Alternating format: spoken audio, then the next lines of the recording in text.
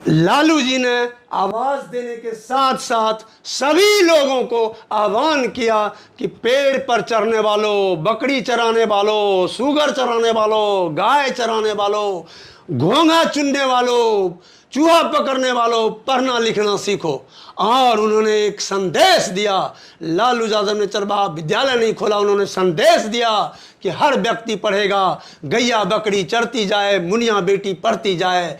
लालू जी ने संदेश दिया लोगों को, और संदेश दिया, और आज हम बोल पा रहे हैं आपके यहाँ। यह बहुत बड़ी बात है, नहीं तो यह सोफा कहाँ और कुआं पर पानी कहाँ और लोगों के पैर में चप्पल कहाँ। लोगों को सिर पर चप्पल लेकर जाना पड़ता था, और सामंतवादी लोग इतना आतंक फैला के रखता था कि लोग डर से दुबक कर रहते थे। और लालू जी ने आवाज़ मुंह में दिया, और तेजस्वी जी ने उस आवाज़ को साकार करने के लिए बुलंदगी से आवाज़ उठा तो रहे हैं। जो नीतीश कुमार ने प्रशासनिक फेर बदल कर बेईमानी से, शैतानी से चुनाव को जिताया और हमारे समाज के लोगों को हराया, तेजस्वी जी को कमज़ोर किया, उनको जिताया बेईमानी करके, शैतानी करके, और उनका नहीं हुए विधायक जी, परबत्ता विधानसभा के विधायक जी, उनका नहीं हुए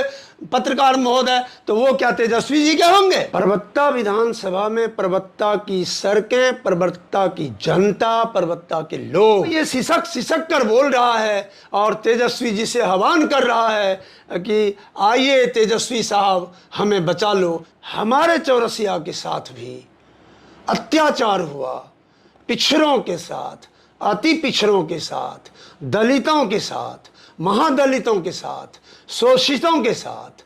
उसमें एक शिरोमणि टोला भी आता है। शाहियों को भी उनसे जो रंगदारी ली जाती है, उनसे जो वसूला जाता है पैसा, वो सब मैं रोकूंगा। यहाँ के अधिकारी जो भी पदस्थापित लोग हैं वो कार्यालय में चले जाइए। गरीब लोग हाथ जोड़कर जाते हैं और किन्हीं का काम नहीं होता है और ऊपर से वो हाथ पसार देते हैं। इतना ही नहीं, माननीय का विकास हुआ, माननीय के संपत्ति का आकलन करा ले नीतीश जी कि माननीय की संपत्ति कितनी है और उनका विकास हुआ है और बाकी लोगों का विकास नहीं हो पाया है। भ्रष्टाचार का बोलबाला है, लोग त्रस्त हैं, लोग त्राहिमाम हैं। मैं एजुकेशन को बेहतर करूंगा, बाढ़ से प्रभावित लोगों की समस्या को दूर करूंगा, पिछड़े, अति पिछड़े दलित, महादलित के साथ जो अन्याय हो रहा है उसको रोकूंगा। कि राघोपुर में भी हमारा चौरसिया समाज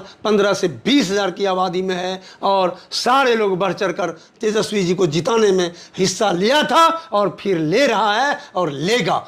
चौरसिया समाज को उन्होंने 2 टिकट दिया था और वादा किया था कि मैं 2 टिकट से भी ज़्यादा दूंगा, और परबत्ता तो मेरा वो जीता हुआ सीट था, अतः वो हमें मिलना ही। तेजस्वी जी मुख्यमंत्री बनेंगे और यह मुझे आशा ही नहीं, पूरा विश्वास है। नमस्कार, मेरा नाम रविकांत चौरसिया, देख रहे हैं बोलता खगड़िया। ये चुनावी साल है और ऐसे में तमाम जो राजनीतिक पार्टियां हैं अपने अपने तरीके से समीकरणों को साधने की जुगत में है। तो वहीं अब विधानसभा वाइज करके तमाम जो संभावित प्रत्याशी हैं, जो दावेदार हैं, विधानसभा चुनाव लड़ने की दिली इच्छा रखते हैं, अब वो तमाम प्रत्याशी सामने आने लग गए हैं। और आज इसी सिलसिले में हमारे साथ खास बातचीत करने के लिए परबत्ता विधानसभा सीट से चुनाव लड़ना चाहते हैं आरजेडी के नेता हैं अनिल कुमार चौरसिया जी हैं, जो कृषि परिचय के मोहताज नहीं है, शिक्षाविद हैं। आइए सीधे जुड़ते हैं कि आखिरकार चुनाव लड़ना क्यों चाहते हैं, इनके दिल और दिमाग में क्या चल रहा है, परबत्ता की बेहतरी, परबत्ता की सुंदरता, परबत्ता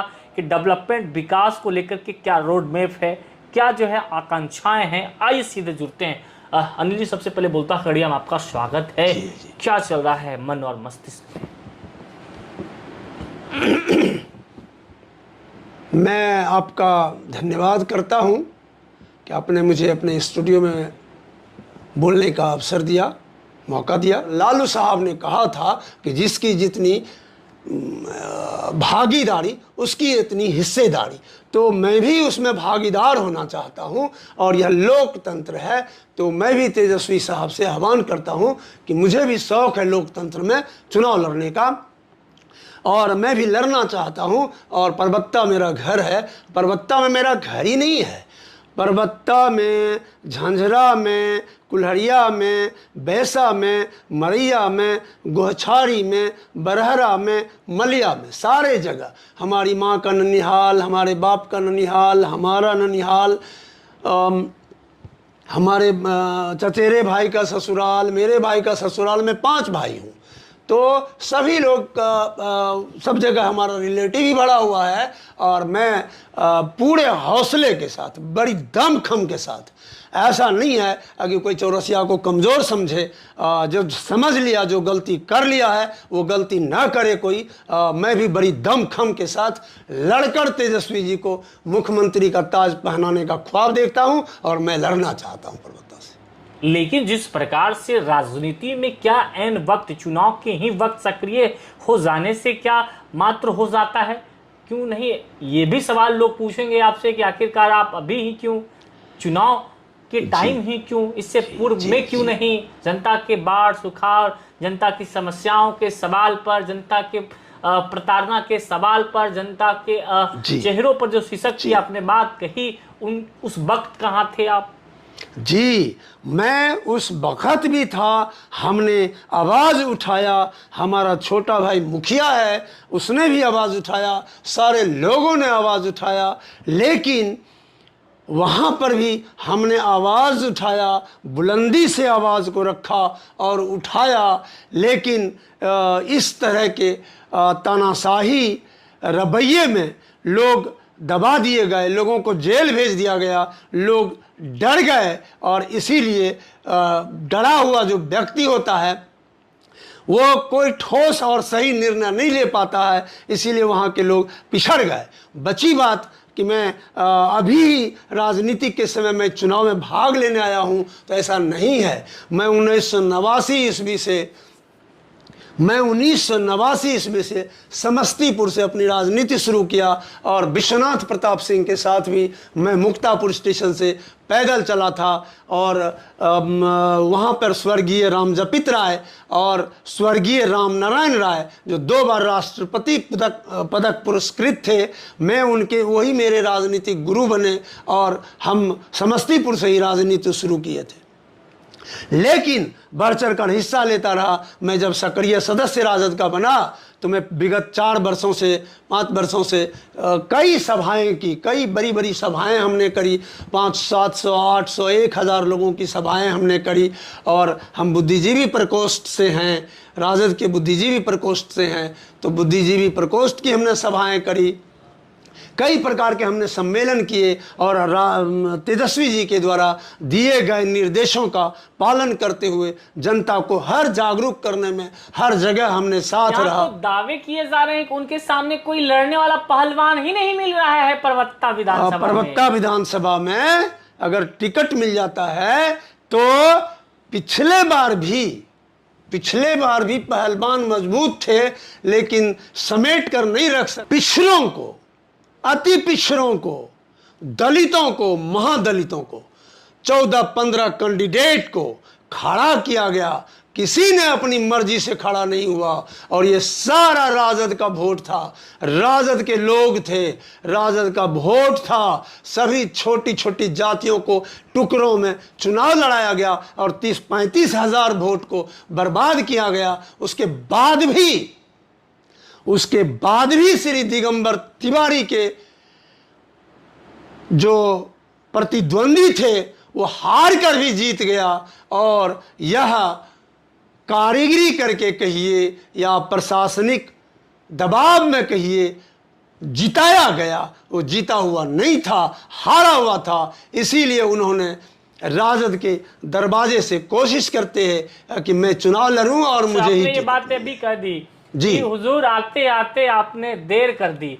अब तो जो है वो जो दावे किए जा रहे हैं कि वो आरजेडी की तरफ हैं, क्योंकि एनडीए की तरफ से जो है उन्हें कहा जा रहा है कि अब उन्हें टिकट नहीं मिलना है, लेकिन अब महागठबंधन की तरफ से जो है एकदम सीट फाइनल आरजेडी की तरफ से माना जा रहा है। तो फिर आप क्या करेंगे अनिल बाबू? सर मैं ही नहीं, जितने पिछड़े, अति पिछड़े, दलित, महादलित जितने परबत्ता विधानसभा के हैं, सारे लोग बहुत मैं बड़ा दुखी मन से बोल रहा हूँ, आपके इस प्रश्न का उत्तर दे रहा हूँ। सारे लोग दुखी होंगे और वोट तितर बितर होगा, आधा छीदा होगा और वो तो नहीं जीतने जा रहे हैं। यह मैं तेजस्वी साहब को यहाँ से आपके माध्यम से उनको आगाह करना चाहता हूँ कि बाद में तेजस्वी साहब को हाथ न मलना पड़े वैसे लोगों को टिकट देकर जिन्होंने अपने पार्टी के विधायक को तितर बितर कर दिया। तो क्या ऐसा नहीं हो सकता कि वो हमारे राजद के विधायक को तितर बितर कर दें? ऐसा भी हो सकता है और बिल्कुल ऐसा हो सकता है। एक जगह अगर धोखा होता है तो दूसरे जगह लोग धोखा नहीं खाना चाहते हैं। तो मुझे ये कहने में थोड़ा भी संकोच नहीं होगा, मैं थोड़ा भी संकोच नहीं करूंगा ये कहने में कि पार्टी माँ होती है, माँ की सेवा की जाती है। मैं राजद से 1989 ईस्वी से जनता दल की सरकार बनी थी, राजद पार्टी नहीं बनी थी। उस समय से मैं लालू जी के रंगों में रंगा और आज तक रंगा हुआ हूं।